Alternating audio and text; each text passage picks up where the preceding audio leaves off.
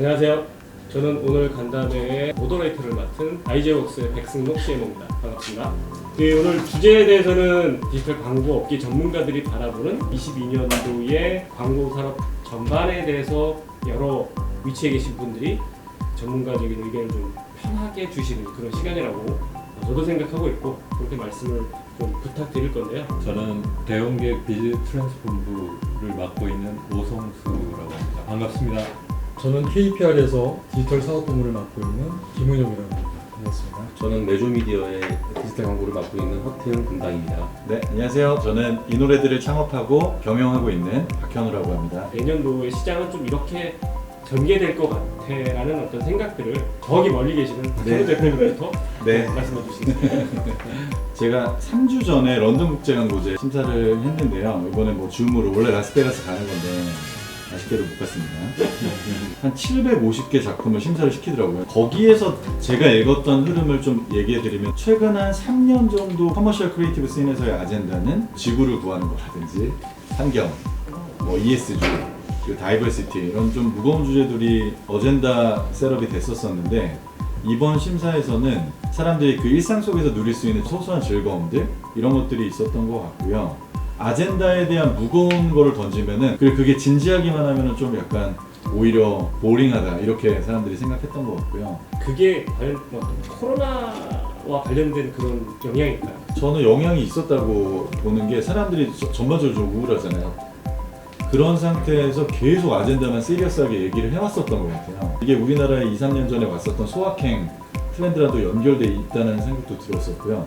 또 최근에 이제 오징어 게임이나 킹덤이나 각종 이제 새로 나오는 지옥 이런 등등의 컨텐츠들이 굉장히 잘 되고 있어서 한국이 이제 더 이상 변두리의 크리에이티브의 변방이 아닌 것 같아요. 그래서 한국의 여러 컨텐츠 크리에이터들이 이제 세계적으로 주목받는 시점이 될 거고 우리 광고씬에서도 이 크리에이티브의 기회가 좀 많이 있는 그런 해가 되지 않을까라는 저는 조심스럽게 긍정적인 기대를 많이 갖고 있는 편입니다.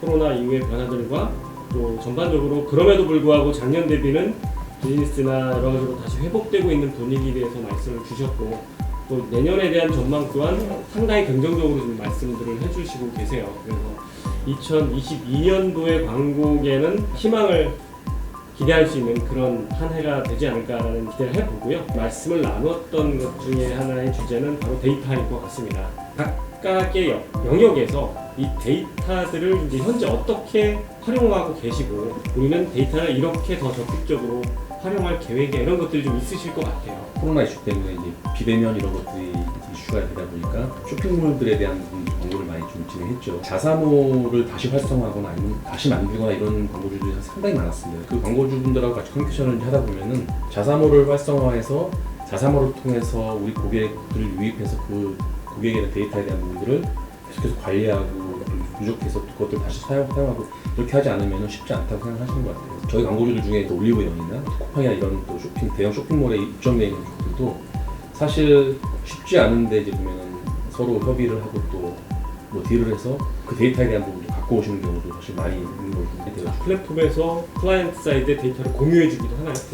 그게 사실 되게 쉽지 않은 사이트도 아직 있고요. 그렇죠. 네. 또 사실 오픈해주는 사이트들도 일부 있는 걸로 제가 알고 있어요. 기본적으로 광고주 자체에서 이미 데이터에 대한 부분들은 너무너무 중요한 이슈다라는 것들을 수년 전부터 알고 있었지만 실제로 이제 코로나 때문에 이제 더 가속화된 부분이 있기 때문에 저희 같이 이렇게 에이전시 입장에서는 집행 데이터를 또 어떻게 활용할 것인가에 대한 부분도 있고 사실 적이기도 하고 또 아군이기도 하고 이런 형태. 그래서 저희가 갖고 있지 않은 데이터나 갖고 있지 않은 이벤토리를 또 당연히 저희하고 경쟁사 쪽에 구매를 해서 쓰기도 하고 또 반대로 또 저희는 사실 잘 팔고 있는데 잘 안 팔리는 그런 인벤토리가 있어요. 그 데이터를 굳이 제가 갖고 있을 필요가 없는 거죠. 그럼 또 우리 경쟁사지만 또 그쪽에 팔아서 또 사실 그런 형태로 해서 저희가 이제 여러 다양한 데이터들과 같이 접목하는 그런 시도를 하고 있고요. 자사 데이터만을 가지고는 여러 가지 한계가 있습니다. 광고주든 플랫폼이든 전략적인 차원에서 데이터를 서로 구매하거나 공유하거나 교환하거나 하는 일들이 많이 벌어지고 있다라는 말씀을 해주신 것 같고 앞으로도 이런 활동들은 많아지고 있고 또 데이터 활용에 있어서는 여러 가지 차원의 아이디어가 많이 필요하다라고 말씀을 주셨습니다. 다음은 제가 다음에서 저쪽으로 가면 또 재미없으니까 다음 소를 찔러서 오상문 씨께 여쭤보려고 합니다. 또 심장이 쫄깃쫄깃. 대원계 같은 경우에 데이터 관점에서 굉장히 많은 지금 적극적인 행보를 보이고 계시거든요. 실질적으로 롯데 그룹 내에서의 데이터의 중요성도 계속 강조해온 걸로 알고 있고 그런 부분을 좀 이제 앞서서 담당하고 계신데 특히나 내년도에 더 데이터와 관련해서 집중하려고 하시는 부분들이 어떤 것들이 있는지. 대표님이 이제 비전을 좀 바꿨어요. 크리에이티브 회사였는데 데이터 드리븐 마케팅 컴퍼니로 바꾸자. 데이터의 근간, 데이터 인사이트를 가지고 바뀌어야 된다라는 지향점을 잡았던 거죠.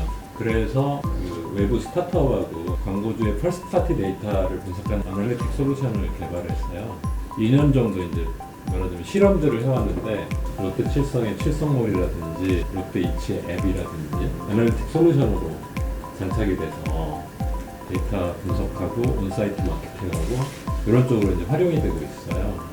앞으로의 과제라면 클라이언트 사이드에서는 잘 분석하고 마케팅 활용하고 비즈니스 액션하는 쪽으로 활용이 되는 쪽에 적극적으로 붙어주길 원하는 거고 10년 전에 유행했던 CRM이 이쪽하고 붙고 있어요.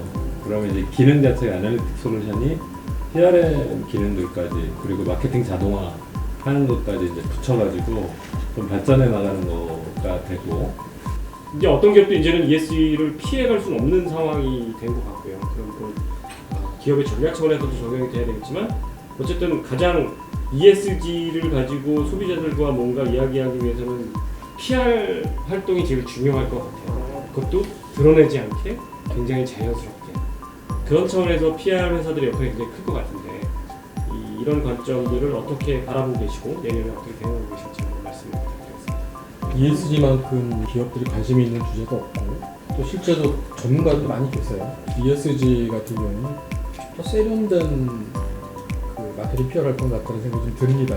물론 이제 뭐 그 기업들에 따라서는 이에 관련된 부분만 머무르는 있지만 실제 이제 그것이 이제 추구하는 본질적인 방향은 기업의 가치거든요. 기업의 가치가 있는 혹은 브랜드의 가치가 있는 곳에서 매출이 일어난다. 이거는 전제이기 때문에 브랜딩의 흐름과도 좀 어떻게 보면 시너지가 되고 있다는 생각이 좀 듭니다. 기업의 가치라는 것은 말하기 쉽지만 사실 굉장히 어려운 주제이기도 하고 무조건 푸시한다고 이루어질 수 있는 것도 아니기 때문에 굉장히 전략적 커뮤니케이션이 필요하다. 체계적인 그런 설계가 필요하다. 그런 생각에서 PR에게 기회가 있다. 저는 그렇게 생각하고 있어요. 좀 이제 마무리하겠습니다. 일단 코로나로 인해서 굉장히 어려워졌던 상황들이 올해 많이 회복이 되고 있고 또 내년에도 되게 긍정적으로 판단하고 계신 것 같아서 우리 광고업에 종사하시는 많은 분들이 좀 희망을 가지고 일해 주셨으면 좋겠고요. 또 이제 중요한 키워드로 데이터에 대한 내용이 나왔었는데 공통적으로 데이터의 중요성은 너무도 다 알고 있다. 그러나 그것을 어떻게 활용하느냐. 소위 데이터 리터러시라고 하잖아요. 올바르게 데이터를 획득하고 분석하고 또 우리가 정제해서 활용할 것인가에 대한 어떤 역량을 또 만들어내고 또 성공 사례를 만들어내야 그것들이 대행사의 역량으로도 쌓이고 또 클라이언트 단에서도 그런 것들이 같이 쌓여서 데이터를 활용한 전체적인 업계 에코시스템이 더 발전하지 않을까 이런 부분에 대한 말씀을 많이 해주신 것 같아요. 그러면 1년 동안 또 많은 것들을 보고 좀 느끼시면서 내년에 또 좋은 말씀 부탁드리겠습니다. 감사합니다. 감사합니다.